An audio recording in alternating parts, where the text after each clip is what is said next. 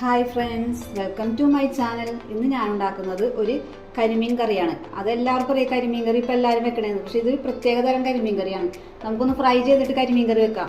എങ്ങനെയെന്ന് നോക്കാം. ആദ്യം തന്നെ ഞാൻ 1/2 കിലോ കരിമീൻ കഴുകി വൃത്തിയാക്കിയതാണ് കേട്ടോ. നമുക്ക് ഇതിനകത്തേക്ക് പൊടികളിടാം. ഫ്രൈ ചെയ്യാൻ പൊടികൾ എല്ലാവർക്കും അറിയാമല്ലോ. മഞ്ഞൾപ്പൊടി, എരിവിനാവശ്യമായ മുളക് പൊടിയൊക്കെ കുറച്ചിട്ടാൽ മതി കേട്ടോ. നമുക്ക് കറിയിലിടുന്നുണ്ട്. ഇതിനാവശ്യമായ ഉപ്പ് എല്ലാം കൂടി നമുക്കൊന്ന് തിരുമ്മി വെക്കാം. ഇത്ര മതി കേട്ടാ. തിരുമ്മി 5 മിനിറ്റ് വെക്കാട്ടോ. ഇത് 5-10 മിനിറ്റ് വെക്കാട്ടോ നോക്കിയത്. ആ സമയം കൊണ്ട് നമുക്ക് ഇതിനുള്ള ഇൻഗ്രീഡിയൻറ്റ് എന്തെല്ലാം നോക്കാം. ചുവന്നുള്ളി, വെളുത്തുള്ളി, കറിവേപ്പില, ഇഞ്ചി, 3 പച്ചമുളക് എരിവിനനുസരിച്ച് കേട്ടോ. ചുവന്നുള്ളി എന്തേരം വേണമെങ്കിലും എടുക്കാം, ടേസ്റ്റ് കൂടുകയുള്ളൂ. ഞാനൊരു 6 അല്ലി ചുവന്നുള്ളി, വലിയതാണ് ചുവന്നുള്ളി എടുത്തിരിക്കുന്നത്. ഒരു തേങ്ങയുടെ കട്ടി തേങ്ങാപ്പാലാണ് കേട്ടോ ഇത്. നമുക്കിത് കണ്ടിന് കരിമീൻ ഫ്രൈ ചെയ്യാം. പാൻ ചൂടായിട്ട് നമുക്കിനി വെളിച്ചെണ്ണ ഒഴിച്ചു കൊടുക്കാം. ഞാൻ വെളിച്ചെണ്ണയിലാണ് കേട്ടോ ഫ്രൈ ചെയ്യുന്നത്. അല്പം കറിവേപ്പില ഇട്ട് കൊടുക്കാം. ഓരോ മീനയുടെ നോക്ക് ഫ്രൈ ചെയ്തെടുക്കാം. ഈ മീൻ ഫുള്ളായിട്ട് വേണമെങ്കിൽ അങ്ങനെയും എടുക്കാം കേട്ടോ. എനിക്ക് ചെറിയ കഷ്ണങ്ങളൊക്കെ എടുക്കാനാണ് ഇഷ്ടം. ഇത് ഷാലോ ഫ്രൈ ചെയ്താൽ മതി കേട്ടോ. കരിമീൻ ഒരു സൈഡ് ഫ്രൈ ആയിട്ടുണ്ട് കേട്ടോ. നമുക്ക് മറിച്ചിടാം. ഷാലോ ഫ്രൈ ആയാൽ മതി. ഓവറായിട്ട് ഫ്രൈ ആവേണ്ട ആവശ്യമില്ല. നമുക്ക് കറിയിൽ ഇടാനുള്ളതല്ലേ. ഇതെല്ലാം ഇതുപോലെ മറിച്ചിടാം കേട്ടോ.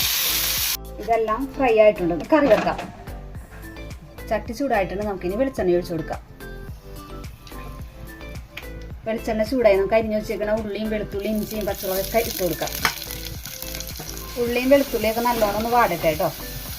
ഉള്ളിയും വെളുത്തുള്ളിയും പച്ചമുളകൊക്കെ നല്ലോണം വാടി വന്നിട്ടുണ്ട്. നമുക്കിനി പൊടികളിടാം. മഞ്ഞൾപ്പൊടി ഇടാം, മുളക് പൊടി ഇടാം. എല്ലാം കുറച്ച് ഇടുന്നുണ്ട്. നമ്മൾ ഷാലോ ഫ്രൈ ചെയ്തപ്പോൾ എല്ലാം ഇട്ട് പെരട്ടി പൊടിച്ചതാണ്. അതുകൊണ്ടാണ് കേട്ടോ. എരിവ് ആവശ്യമനുസരിച്ച് നോക്കിയിട്ടാണ് ഇടാൻ. തീ കുറച്ചിട്ടാണ് കേട്ടോ പൊടികളിടാൻ, അല്ലെങ്കിൽ കരിഞ്ഞു പോകും. പൊടികളെല്ലാം മൂത്തിട്ടുണ്ട്. നമുക്കിനി തേങ്ങാപ്പാൽ ഒഴിച്ചു കൊടുക്കാം. കട്ടിയായ തേങ്ങാപ്പാൽ എടുക്കണം ഇതിനായിട്ട്. ഇതൊന്ന് തിളക്കട്ടെ. മീൻകറിക്കുള്ള തേങ്ങാപ്പാൽ തിളച്ചിട്ടുണ്ട്. നമുക്ക് ഈ സമയം വറുത്ത് വെച്ചിരിക്കുന്ന മീനുകൾ ഇട്ട് കൊടുക്കാം. തീ കുറച്ചിടണം കേട്ടോ. ഇതേപോലെ നമുക്ക് ഫിഷ് മോളി ഉണ്ടാക്കി നോക്കട്ടെ. തക്കാളി വേണ്ടിയിട്ട് അങ്ങനെ ഇടാം. ഞാൻ അല്പം കുടപ്പുളി ഇടുന്നുണ്ട് കേട്ടോ. ഉപ്പിടാം ആവശ്യാനുസരണം. ഉപ്പ് നോക്കിയിട്ടിടണം. നമ്മൾ മീനിൽ ഫ്രൈ ചെയ്തപ്പോൾ ഉപ്പൊക്കെ ഇട്ടിട്ടുള്ളതാണ്. ഞാൻ അല്പം ഉപ്പിട്ട് കൊടുക്കുന്നുണ്ട് കേട്ടോ. ചെറിയൊരു കഷ്ണം കുടപ്പുളി ഇട്ട് കൊടുക്കുന്നുണ്ട്. കുടപ്പുളിക്ക് പകരം തക്കാളി വേണമെങ്കിൽ ആഡ് ചെയ്യാം കേട്ടോ. ഞാൻ കുടപ്പുളി ഇടുന്നത് അതൊരിത്തിരി ഇഷ്ടം പോലെ. അതൊന്ന് ചെറുതീലിട്ട് വെച്ചാൽ മതി കേട്ടിനി. മീനൊക്കെ വെന്തിരിക്കുന്നതല്ലേ. ചെറുതായിട്ടിനൊന്ന് ചെറുതീലിട്ടൊന്ന് നെയ്തെളിഞ്ഞ് വന്നാൽ മതി.